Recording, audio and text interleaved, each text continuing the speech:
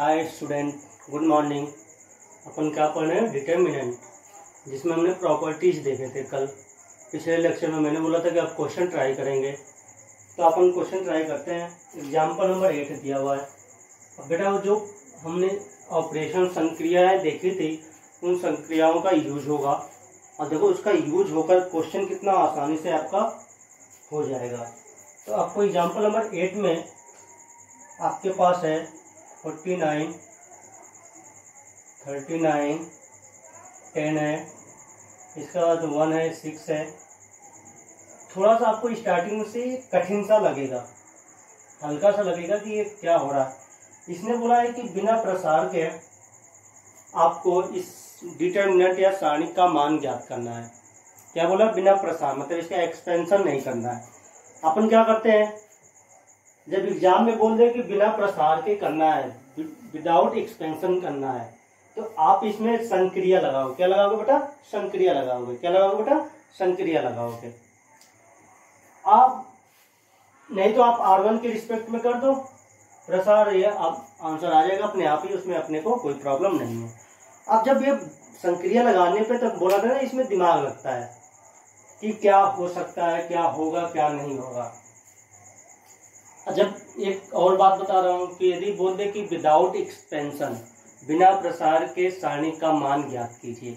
देखो, बिना प्रसार का बोलते ही आपके दिमाग में ये स्ट्राइक कर जाना चाहिए, ये आ जाना चाहिए कि पक्का उसका मान 0 होगा। लगभग हमेशा 0 ही होता है। बोला है कि विदाउट एक्सपेंशन, बिना प्रसार के आप सारणी का मान निकालो। तो सारणी का मान तो कई सारे हो सकते हैं, वैल्यू तो कई सारी निकल सकती हैं, लेकिन एक ऐसा ही है जो हमने प्रॉपर्टीज में पढ़ रखा है कि 0 आने के 2 कंडीशन बताया था। फर्स्ट क्या बताया था? किसी भी डिटर्मिनेंट में यदि 2 रो या 2 कॉलम सेम हो जाए, आइडेंटिकल हो जाए, तो 0 मिल जाता है। या क्या होता है, किसी एक रो या किसी एक कॉलम के प्रत्येक एलिमेंट क्या हो जाए बेटा? 0 हो जाए, तब भी डिटर्मिनेंट क्या हो जाता है? 0। तो आपका टारगेट ये होना चाहिए कि जब विदाउट एक्सपेंशन बोला गया है तो इनमें से किसी एक रो या किसी एक कॉलम के सभी एलिमेंट को 0 कर दो सॉरी, या 2 रो को या 2 कॉलम को क्या कर दो? बराबर कर दो। इसमें कई सारी संक्रियाएं लग सकती हैं, अब उसको सोचना पड़ेगा।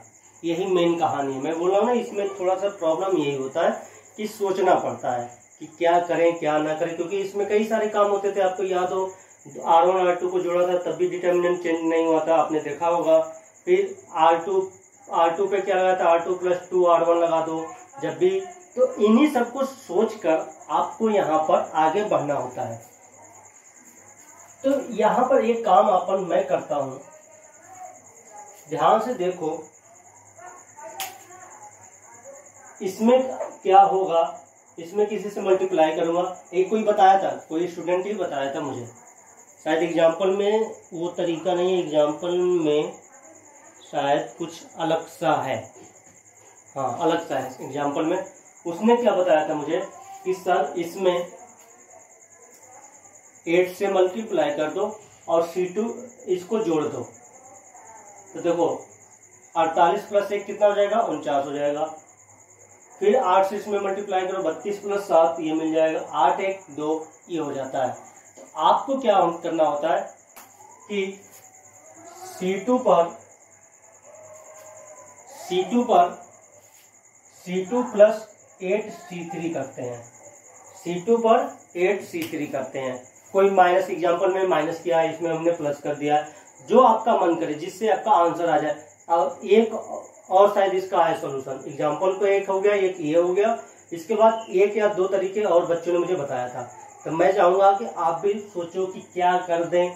और 2 ही काम करने, 2 रो या 2 कॉलम को बराबर कर दो, या किसी एक रो के सभी एलिमेंट 0 कर दो, या किसी एक कॉलम के सभी एलिमेंट क्या कर दो बेटा? 0 कर दो। ठीक है, तो अपन यहाँ पर देखते हैं। C2 पर मैंने क्या लगाया बेटा? C2 + 8 C3। तो प्रयास करो, देखते हैं क्या होता है। तो C2 पे चेंज होगा, ना ही C1 पे चेंज होगा, ना ही C3 पे। आपको दिमाग में तुरंत होना चाहिए, आप ये लिखने की जरूरत नहीं है।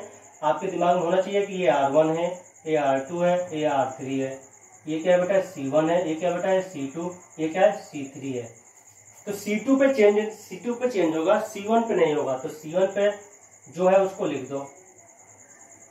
C2 पे क्या कर रहे हो, C2 प्लस 8C3, इसमें 8 से मल्टीप्लाई करोगे फिर 1 जोड़ दोगे, 8 6 का कितना हो जाएगा 48 प्लस 1 49, फिर ये 39, फिर ये 10, फिर क्या होगा 6 4 1। अब क्या होगा, आपको यहाँ पर कैलकुलेशन करने की जरूरत है ही नहीं। आप ध्यान से देखो, C2 और C1 क्या हो गए, एक जैसे हो गए। C2 और C3 क्या, C1 क्या हो गए, एक जैसे हो गए। और जब किसी भी सारणिक में दो पंक्ति या दो स्तंभ समान हो जाते हैं तो सारणिक का मान 0 हो जाता है। तो लिखोगे यहाँ पर, हम जानते हैं, आपको प्रॉपर्टीज के नहीं बताना है कि प्रॉपर्टीज 4 से आपको लिखना पड़ेगा। हम जानते हैं किसी सारणिक में, यहाँ पे यदि कर देना, यदि हम जानते हैं कि यदि किसी सारणिक में दो पंक्ति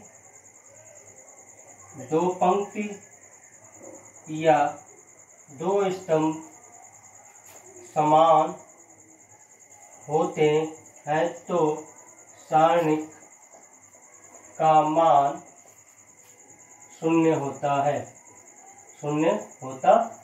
इसलिए ये क्या हो जाएगा 49 39 10, 49 39 10 6 4 1 बराबर क्या हो जाएगा बेटा 0 हो जाएगा। बस आपको कुछ करने की जरूरत पड़ा, कुछ भी नहीं जरूरत। इसीलिए बोला था कि ये जो प्रॉपर्टी आप पढ़ रहे हैं, इस प्रॉपर्टी से जादू होता है। ये जो प्रॉपर्टीज आपने पढ़ के, इससे क्या होगा बेटा, जादू होगा मन में।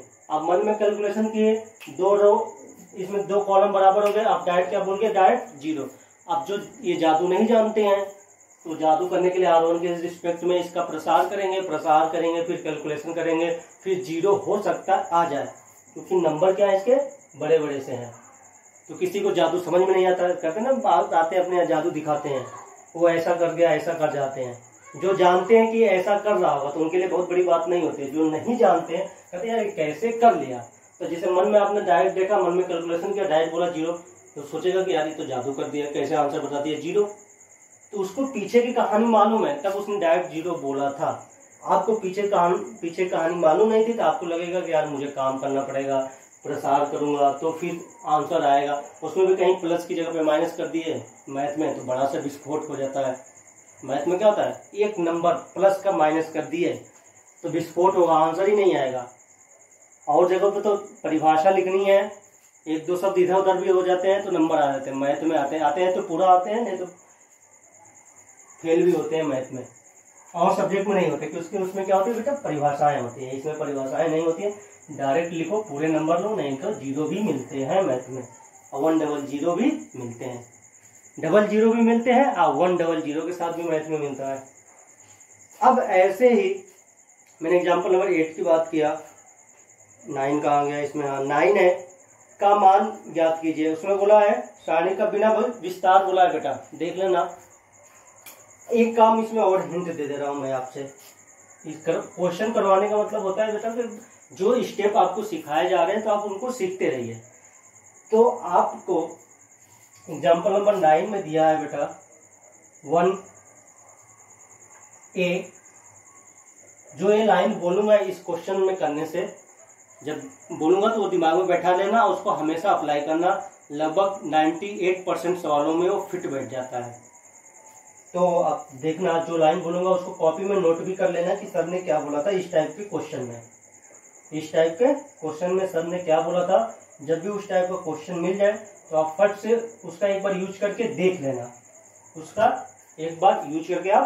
लेना, इसमें भी बोला है कि बिना विस्तार का इसका मान निकालिए, पक्का 0 आएगा, क्योंकि भाई बिना विस्तार में एक ही जगह वैल्यू आती है 0, और 2 केस हमें मालूम है ना।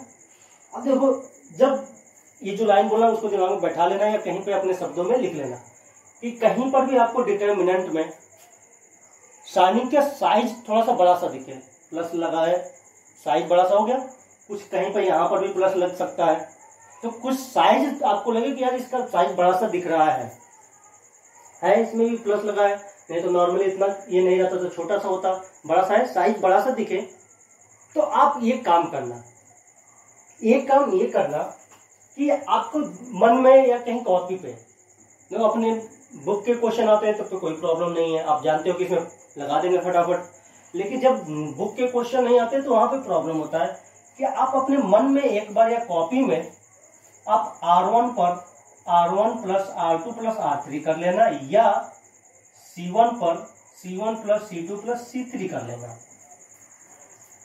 तो मैं क्या बोलूँ बेटा, किसी सारणिक में यदि सारणिक की साइज बड़े सा हो, डिटर्मिनेंट का साइज क्या हो, बड़ा सा हो, तो आप अपने मन में एक बार पक्का R1 पे R1 plus R2 plus R3 कर लेना, C1 पर C1 plus C2 plus C3 कर लेना अपने मन में।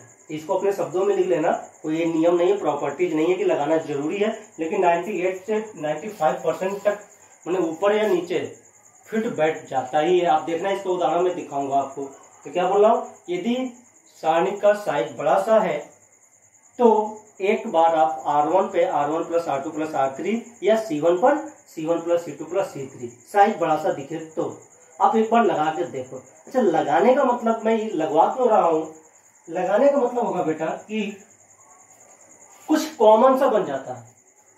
क्या बनता है, कुछ कॉमन सा आपका बन जाएगा। अब देखो इस पे मैं चेक कर रहा हूं, मान लो मैं R1 पे क्या लगा रहा हूं, R1 plus R2 plus R3, तो मतलब तीनों को जोड़ दूंगा तो यहाँ पे क्या मिलेगा बेटा, 2। यहाँ पे क्या मिलेगा बेटा, सॉरी नहीं 2 नहीं, 1 प्लस 1 प्लस 1 कितना मिलेगा, 3। यहाँ पे जोड़ूंगा तो क्या मिलेगा बेटा, A plus B plus C। यहाँ पे क्या मिलेगा, B 2A plus 2B plus 2C। मतलब R1 पे लगाऊंगा तो देखो मैं अभी समझा रहा हूँ, तीनों को जोड़ दिया, 3 मिल गया। यहाँ पे तीनों को जोड़ा, A plus B plus C मिल गया। यहाँ पे क्या मिल गया, 2, A plus B plus C। कुछ कॉमन सा नहीं बना, कोई बात नहीं है। तो C1 पे लगा के देखते हैं। C1 पे तीनों को जोड़ दो तो क्या बनेगा बेटा, देखो मैं ये तो R1 बनाया, कुछ कॉमन सा नहीं आया कि कॉमन ले ले, तो ये हमारा फेल हो गया। अब C1 पे लगाते हैं, C1 पे लगाओ तो क्या बनेगा, C1 पे भी तीनों को जोड़ना है, ये वाले पर तो जोड़ो 1, तो C1 पे क्या मिलेगा, 1 plus A plus B plus C। C2 पे क्या मिलेगा, 1 plus A plus B plus C। और C3 पे क्या मिलेगा, सॉरी C1 पे ही चलना है ना, तो C1 पे पहले नंबर पे A plus B plus C मिला, यहाँ पे भी A plus B plus C मिला, कॉमन मिल गया। इसको बाहर निकाल दो, लेकिन इसमें दिमाग वाला काम कर देना है आपको। इसको तुम C1 पे ना लगा के C2 पे लगा दो, किसी पे भी लगा सकते हो। फायदा क्या होगा, देखो ध्यान से, यहाँ पे 1 1 है, C2 पे लगाओगे तो यही मिलेगा। C2 पे तुम जोड़ोगे तीनों को तो यही मिलेगा, और C2 से कॉमन लगा लोगे तो 1 1 तो यहाँ पे था, यहाँ पे क्या आ जाएगा, 1 1 आ जाएगा। यदि किसी सारणी में 2 पंक्ति या 2 स्तंभ समान हो तो सारणी का मान क्या होता है बेटा, 0 होता है। तो आप अपने हिसाब से C1 ज्यादातर से R1 C1 को लगाते हैं। इस क्वेश्चन में हमें थोड़ा सा इसको 0 करना था तो हम C2 पे लगा देंगे। क्या लगा देंगे बेटा, C2 पे लगा देंगे। C2 पे लगा देंगे, अपना काम C2 पे नहीं C2 पे, हाँ C2 पे लगाएंगे, C2 पे लगा देंगे। तो देखो R1 पे अपना काम नहीं हुआ, लेकिन मैंने जब इन तीनों को C2 पे लगा दिया, चाहे C1 पे लगा दो, C1 पे इसमें नहीं लगाएंगे क्योंकि यहाँ पर कॉमन लोगे 1 1 आएगा, अपना काम नहीं होगा। C2 पे लगा देंगे, यहाँ पे 1 1 आ जाएगा, जिससे सारणी का मान क्या आ जाएगा बेटा, 0। तो जब भी आपको सारणी बड़ा सा दिख जाए, साइज उसका बड़ा सा दिखे, तो वहां पे एक बार अपने दिमाग में R1 पे R1 plus R2 plus R3 कर लो, या C1 पे C1 plus C2 plus C3 कर लो, आपका कुछ कॉमन सा बन जाता है। तो अपन यहाँ पर क्या लगाने वाले हैं, R1 पर अपना काम नहीं बना था, C1 पे बन जाएगा। तो धीरे धीरे जब मेरे साथ आप चलोगे तो आपको ये जो संक्रिया अभी सोचने में, आपने एग्जाम्पल नंबर 8 देखा होगा, यार ये कैसे करेंगे, सोचना पड़ रहा है, इतना कौन करेगा। 1-2 क्वेश्चन में थोड़ा ज्यादा सोचो आता है, लेकिन जब मेरे साथ साथ एग्जाम्पल आप करोगे तो अपने आप से क्वेश्चन होते जाएंगे। आप एक्सरसाइज के क्वेश्चन ट्राई करते रहना, क्योंकि एग्जाम्पल का मैं नहीं बोलता हूँ ट्राई करने के लिए, क्योंकि आप इतने ईमानदार नहीं हो कि नीचे का सोल्यूशन आपके सामने पड़ा हो, आप नीचे ना देखो, ठीक है। यदि ईमानदार हो तो ठीक है, तो इसीलिए मैं एग्जाम्पल में खुद ही कर देता हूँ, एक्सरसाइज आपको करना रहेगा, ठीक है बेटा। तो आप एक्सरसाइज करते रहना, या तो ईमानदार रहते हैं तो मैं एग्जाम्पल बोल देता हूँ कि बेटा आप एग्जाम्पल पे अपना टाइम मत बर्बाद करना, मैं उसको सारे बोर्ड पे करवा दूंगा, लेकिन एक्सरसाइज आप अपने मन से करोगे, ठीक है बेटा। अब आते हैं अपन C1 पे लगा दिया मैंने, C1 पे सॉरी नहीं लगाएंगे, इसमें किस पे लगाएंगे, C2 पे लगाएंगे, अपनी आवश्यकता के अनुसार लगाते हैं। तो यही तो होता है भाई, मैथ ले रखो तो इंजीनियर बनोगे, तो इंजीनियर क्या होते हैं, बनाते हैं कुछ नया, तो वहाँ पर उनका दिमाग खर्च होता है। तो C2 पे चेंज करा है तो C1 को तो ऐसे रहने दो, C2 को क्या कर रहा हूँ, तीनों को जोड़ 1 plus A plus B plus C, 1 plus A plus B plus C, 1 plus A plus B plus C, और C3 में क्या है, इसको ऐसे ही छोड़ दो। थोड़ा ये भी काम कर सकते थे अपन, इसको C3 पे लगा देते हैं, तो ये इतना बड़ा नहीं बनता, छोटा। अब क्या हो रहा है, C2 से कॉमन दिख रहा है, C2 से कॉमन, तो C2 से 1 plus A plus B plus C उभयनिष्ठ लेने पर, कॉमन लेने पर, उभयनिष्ठ लेने पर, C2 से 1 plus A plus B plus C उभयनिष्ठ लेने पर या कॉमन लेने पर। जब कॉमन निकालोगे तो इसको बाहर निकाल दो, सारणिक से बाहर निकालोगे तो क्या बनेगा, 1 plus A plus B plus C को बाहर निकाल दिया, ये 1 1, यहाँ पर भी 1 1, यहाँ पर बन गया B plus C plus A plus B। अब वही काम करोगे, हम जानते हैं कि यदि किसी सारणिक में दो पंक्ति या दो स्तंभ समान होते हैं तो सारणिक का मान 0 होता है। अपन डायरेक्ट क्या लिख देंगे, इसको 0 नहीं लिखोगे, थोड़ा सा एक स्टेप और, क्योंकि अपन बोर्ड के बच्चे हैं तो स्टेप थोड़ा सा दिखाना पड़ता है आपको। A plus B plus C into 0 बराबर क्या हो गया बेटा, 0 हो गया। ठीक है, ये बात हो गई। अब आते हैं नेक्स्ट, जो आसान सा होगा उसको मैं छुड़वा दूंगा। अब आपको बोला है सारणिक का मान बिना विस्तार के ज्ञात कीजिए। सारणिक का मान करना, इसमें भी बोला है बेटा कि क्या करना है आपको, सारणिक का मान बिना विस्तार के ज्ञात करना है, मतलब प्रसार आपको नहीं करना है। तो वही काम करना पड़ेगा, या तो दो रो बराबर हो जाए या दो कॉलम बराबर हो जाए, या तो किसी एक रो या किसी एक कॉलम का आपको सभी एलिमेंट्स क्या हो जाए बेटा, 0 हो जाए, तो अपना काम हो जाएगा। इसमें आपके पास एग्जांपल नंबर 10 में देखो, इसका भी साइज बड़ा सा दिख रहा है, आपको हिंट मिल गया है। अब इसमें सोचने वाली बात आपको नहीं है, A माइनस B। अब बताने के बाद भी यदि आप साइज बड़ा सा देखें तो तुरंत आपके दिमाग में होना चाहिए कि मुझे ये काम तो करना ही है। तो आपको एक तरफ लगेगा कि आप रट नहीं रहे हो, आप समझ रहे हो। C minus A, P minus M, और क्या दे दिया बेटा, Z माइनस X, ये दे दिया आपको। अब एक बार R1 पे R1 plus R2 plus R3, C1 पे C2 प्लस C3 करके देख लो। R1 पे लगा दो, तो R1 पे मान लो लगा रहे हो आप, क्या करोगे बेटा, R1 plus R2 plus R3, इसी पे कर लेते हैं। इन तीनों को आपस में जोड़ो, इन दोनों को जोड़ेंगे तो क्या बनेगा, A माइनस A गायब, माइनस B प्लस B गायब, माइनस C प्लस C गायब, यहाँ पे क्या आएगा 0, M माइनस N, देखो ये काम बन गया, minus N plus N minus P plus P, यहाँ पे भी 0 मिल गया बेटा। अब कर लेना, मैं नहीं करूंगा, यहाँ पे 0, ये ऑटोमेटिक 0 बनेगा, x माइनस 1, ये 0। देखो R1 पे मैंने क्या लगा दिया, R1 plus R2 plus R3, और R1 पे क्या मिल जाएगा 0। तो लिखोगे, यदि किसी सारणी के एक पंक्ति या एक स्तंभ के प्रत्येक अवयव 0 है, 0 है, तो सारणी का मान 0 होता है। डायरेक्ट क्या कर दोगे, 0 कर दोगे। अब इसमें आपका यूज समझ में आएगा कि सारणी का साइज बड़ा सा है, तो आप क्या करो, R1 पे लगाओ या C1 पे लगाओ, आपका काम हो जाएगा। अब आते हैं आगे, थोड़ा सा इसमें अब काम करते हैं। अब इसको दिखाएंगे कैसे करेंगे। एग्जाम्पल नंबर 11 पे आते हैं। एग्जाम्पल नंबर 11 में बेटा, एग्जाम्पल नंबर 11 पे आते हैं, क्या है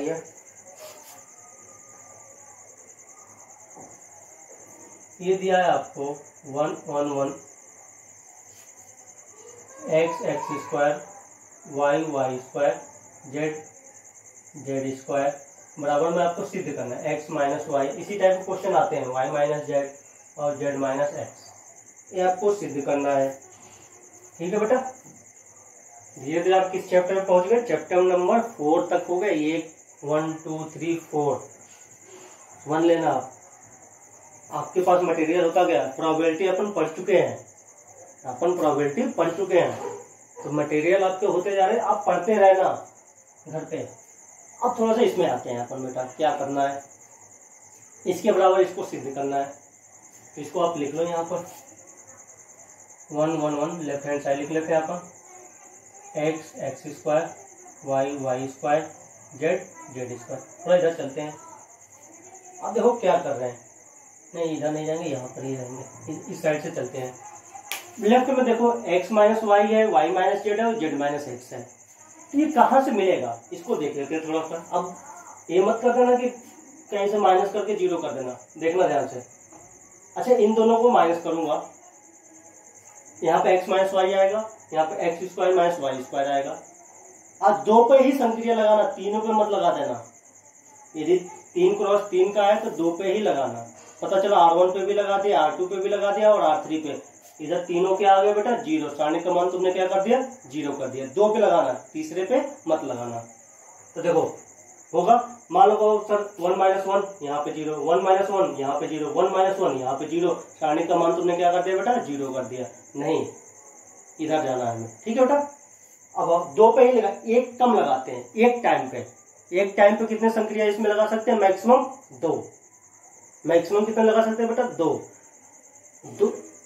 3 है तो 2 लगा सकते हैं, मतलब एक कम लगाएंगे। पता चला 3 लगा दिया, सारणी का मान तुमने क्या कर दिया, जीरो कर दिया। अब मैं क्या कर रहा हूं, तो एक टाइम पे मैं कितने लगाऊंगा बेटा, 2 ही लगाऊंगा।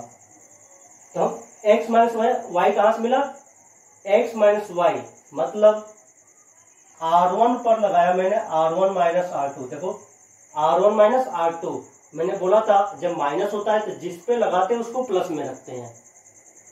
यदि तुमने R2 माइनस R1 कर दिया तो ये गड़बड़ कर देगा। फिर देखो y माइनस जेड यहाँ से मिल रहा है, y माइनस जेड। तो y माइनस जेड मतलब क्या हो गया, R2 minus R3। R2 minus R3 तो किस पे लगा दो, R2 पे लगा दो, R2 माइनस R3। सीखते रहना, मैंने इंपॉर्टेंट है कहानी। नहीं जानते हैं, नहीं हो रहा है तो टीचर बता रहे तो उसको सीखो, करके आ रहे हैं, जो बोल रहा हूँ उसको सुनो।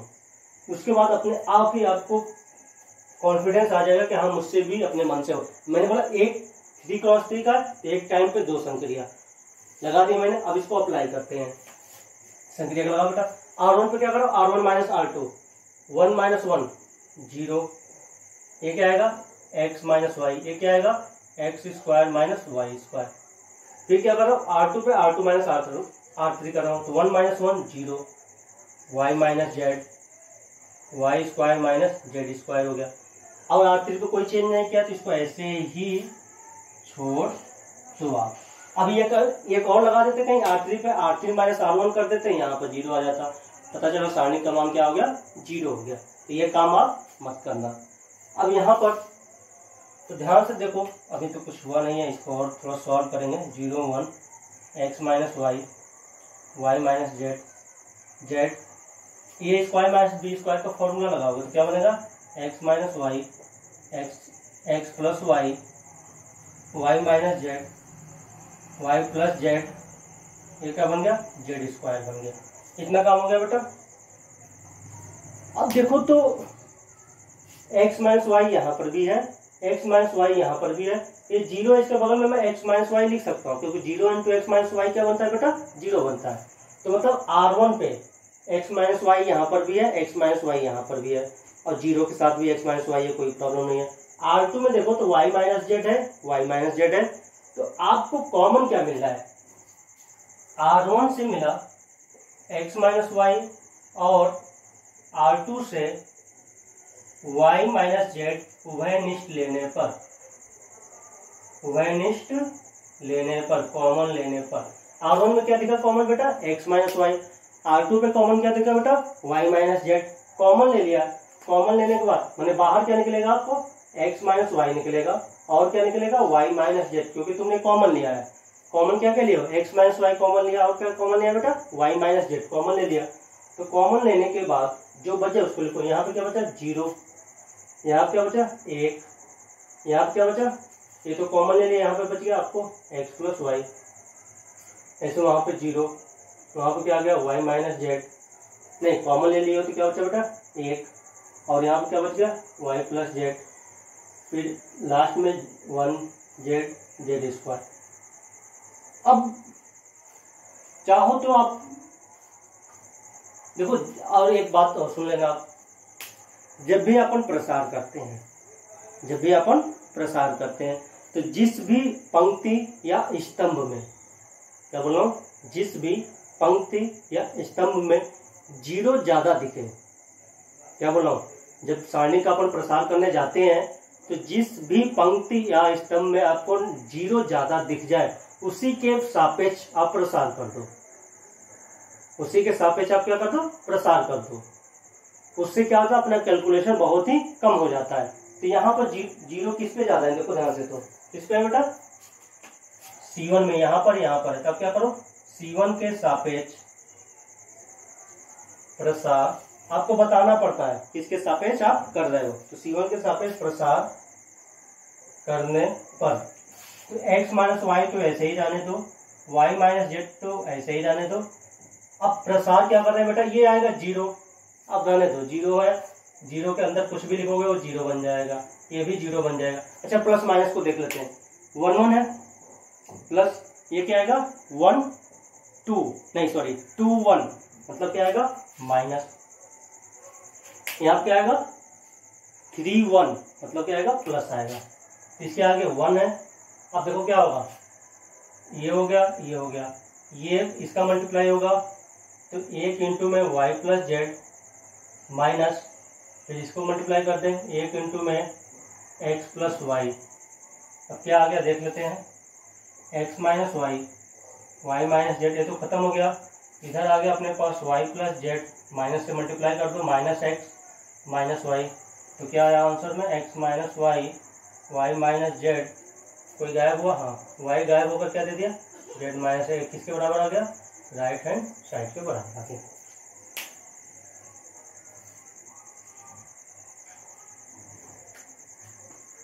राइट हैंड साइड के बेटा बराबर आ गया। स्क्रीनशॉट ले लो, थोड़ा सा प्रयास करते रहना क्वेश्चनों पे। इसके बाद आगे बढ़ा जाए, आपको बोला है कि बिना विस्तार के सिद्ध करना है, ये भी थोड़ा सा कठिन काम है, करते हैं, कठिन से कोई मतलब नहीं है, आपको क्या करना है, काम करना है। हो गया,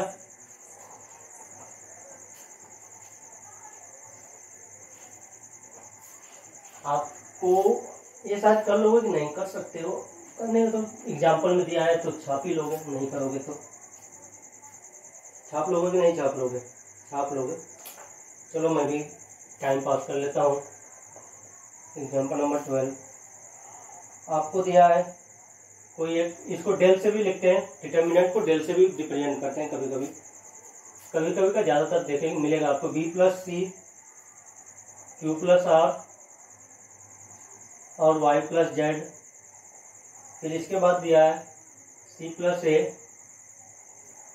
आर प्लस पी, फिर दिया है जेड प्लस एक्स, इसके बाद दिया है ए प्लस बी, फिर दिया है आपको पी प्लस क्यू, फिर आपको दिया है यहाँ पर एक्स प्लस वाई बराबर में आपको प्रूव करना था 2 इंटू में यहाँ पर A B C P Q R और एक्स वाई जेड, ये दे रखा है अपने को, ये सिद्ध करना था।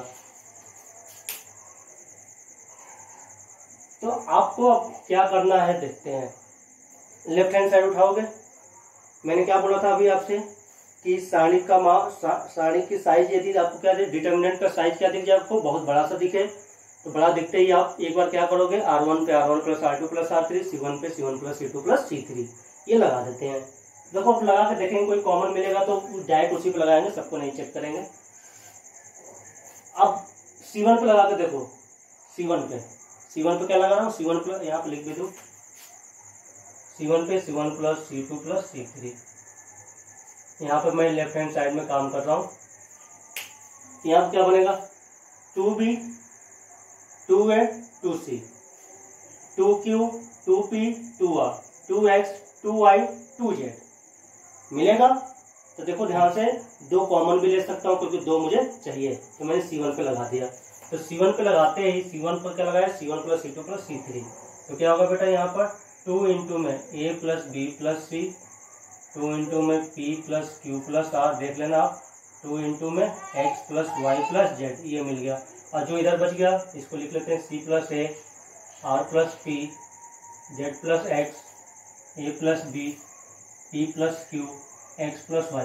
मैंने बोला था आपसे कि सारणी का मान बड़ा सा दिखे तुरंत ही आप R1 या C1 पे लगा के देखो, आपको कुछ ना कुछ तो कॉमन मिलेगा ही।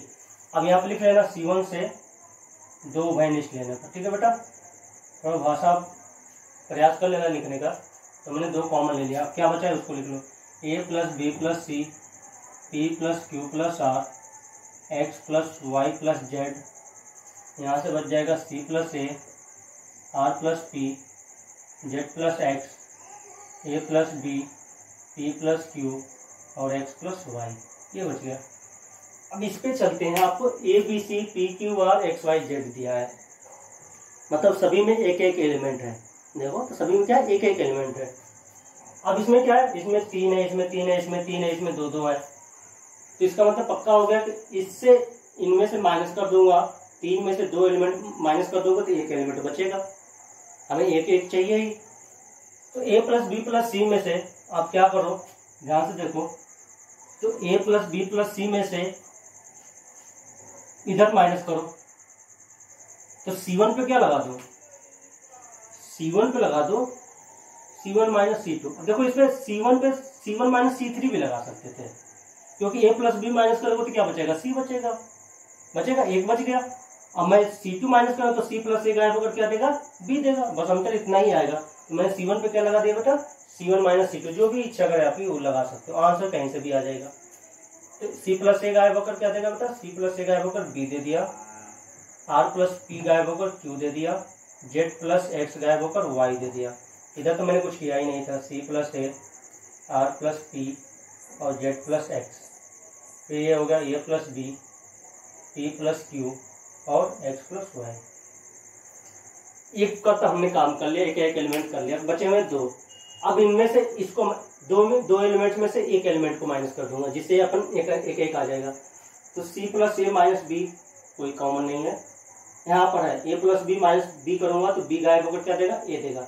मतलब आपको C3 पर माइनस करना होता है तो थोड़ा सा ध्यान देते हैं, जिस पर लगाते हैं उसको प्लस की तरफ लगते। C3 पे क्या लगा दो, C3 माइनस C1।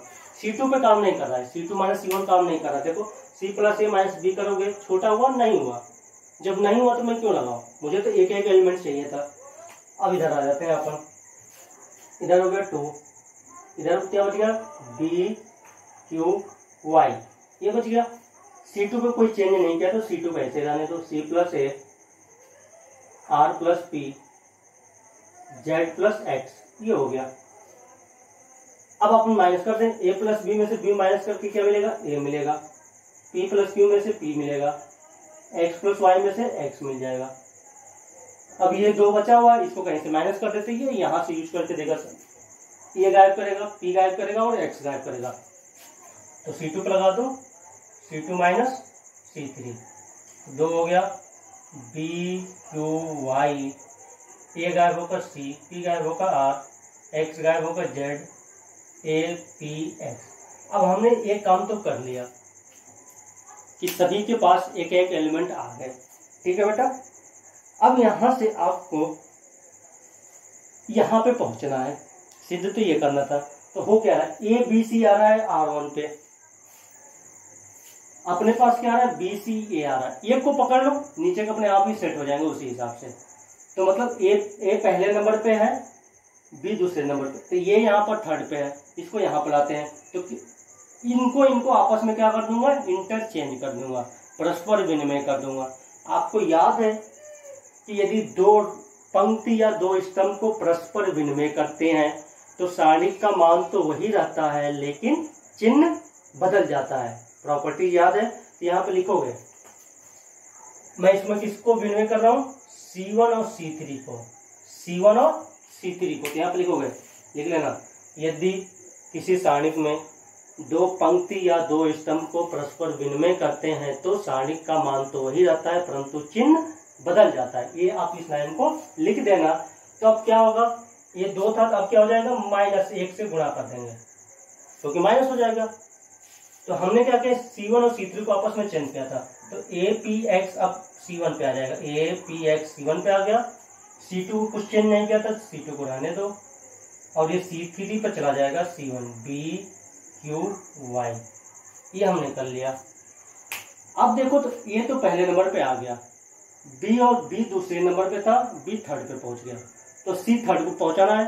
अब आपको क्या करना है बेटा, बस नेक्स्ट स्टेप में करना है आपको कि C2 और C3 को आपस में चेंज करना है, C2 और C3 को।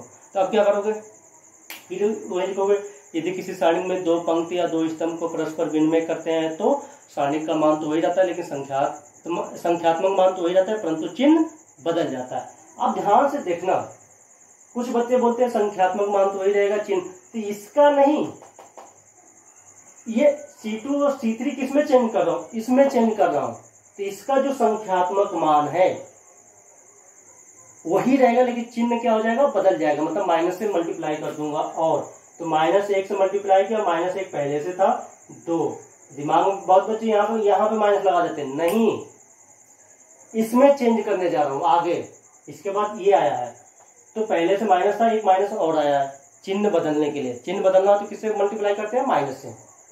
तो ये क्या हो गया बेटा, APX हो गया, BQY हो गया, CR क्या हो गया, Z हो गया, Z हो गया।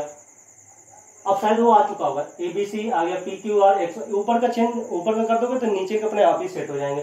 ये माइनस माइनस क्या हो गया, प्लस हो गया, ये आंसर आ गया, ABC PQR XY Z, ये हो गया। स्क्रीनशॉट ले लो। अब आते हैं नेक्स्ट क्वेश्चन पे। नेक्स्ट क्वेश्चन में थोड़ा सा काम करना है, तो काम करते हैं भाई। कौन सा बताया था, 12 बताया था, 13 को देखते हैं अपन। सॉरी, 13 को देखते, उदाहरण नंबर 13 को देखिए। 13 में आपके पास दिया हुआ है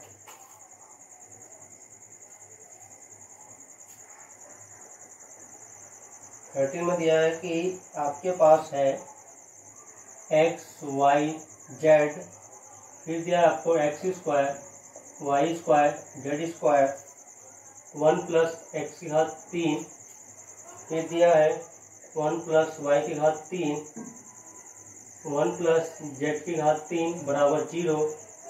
तो यहाँ से बोला है, तो सिद्ध करना है आपको, प्रूफ दैट करना है कि x y z का मान -1 होगा, जहां पर आपको x y और z जो क्या है, भिन्न भिन्न है, अलग अलग है, भिन्न भिन्न है, मतलब अलग अलग है, एक जैसे नहीं है। x y z आपस में बराबर नहीं होंगे।